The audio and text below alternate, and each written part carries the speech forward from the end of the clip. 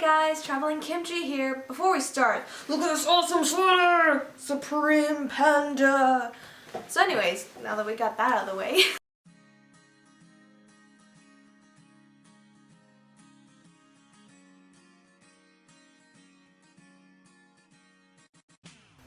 So today we're going to be talking about phone apps. Now I did a video a while ago about bringing a phone or buying a phone in Korea. So today I'm going to talk about phone apps that will be really useful to have before you come to Korea or as soon as you get to Korea, because they'll make your life here so much easier and you'll just be happier.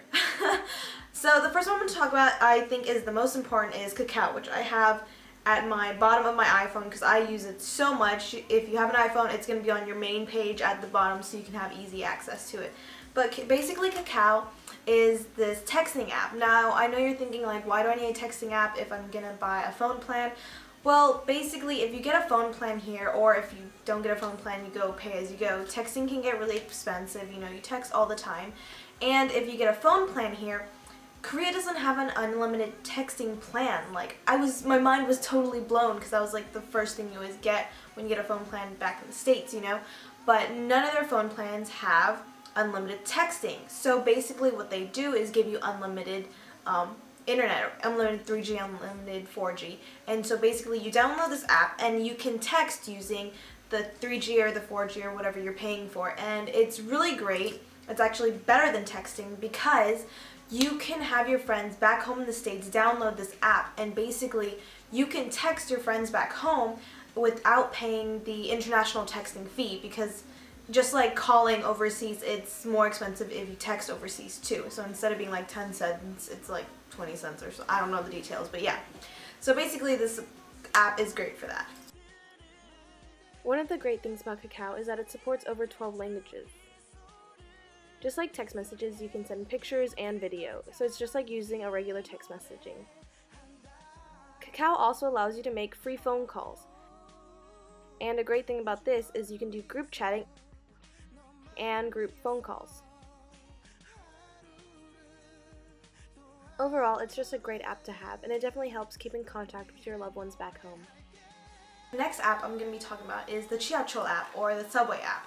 And basically I keep mine on the main page, and this is a really handy app if you're going to start to use the public transportation systems in Korea. Basically this app is really great because if you're using the subway personally I find if you're first coming to Korea, it's a little bit easier to figure out than the bus. So you're probably going to be mainly taking the subway for a long time until you become more confident with your Korean skills and your know-abouts skills. The Chiachol, or the subway app, is a great app. It basically can help you with anything to do with the subway. It can tell you where the closest subway is to where you're currently located. It can tell you how to get from one stop to the next. It'll tell you the fastest routes, the one with the least transfers. And it's just a great app overall if you're going to use the public transportation system. Going off of the public transportation, I also have the Seoul Bus app. Now this app is really great because it basically is the same thing as the subway app. Now the bus app has a lot of the similar features and benefits that the subway app does. The nice thing about the bus app is that it can once again tell you where the closest bus stop is to your current location. It can tell you what buses to take to get from point A to point B. A really cool feature about this app is that when you're at a bus stop, you can enter in the bus stop unique number and the bus number that you're waiting for, and it can tell you how long you have to wait until that bus arrives at your stop. It's really nice, and it's just really handy. It's a little bit more trickier to use than the subway thing, but that's just because the bus system itself is a little bit more trickier than the subway system in general. A lot of Koreans think that the subway is really easy compared to the bus. So it's not just you as a foreigner, it's like in general. So once you start feeling comfortable with using the bus, this is a great app to have. Another thing I highly recommend getting is a Korean to English or English to Korean translator. I personally am using MLD. There's a bunch of apps out there, so you don't have to use that one.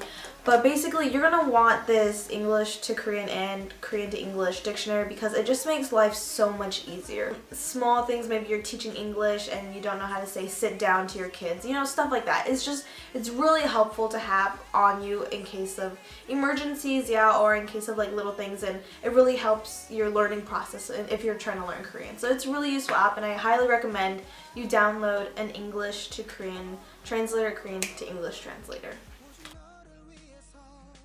So there are plenty translator apps to choose from, but I just thought I'd show you some features from mine. The app I have is called MLD. The thing I love about it is that it has quite a few features for translating. First, there's the dictionary. There's a translator for phrases and long sentences. And there's also a speaking feature. Another thing I like about this app is that it has a history button. So instead of re-looking up the word, or if I want to review the words I have learned, I can just click on this and go through the words that I looked up that day. So those are the phone apps I definitely recommend you to get. They will definitely make your stay here a little bit easier, if not more pleasant. So this is the Traveling Kimchi. Enjoy your stay. Bye!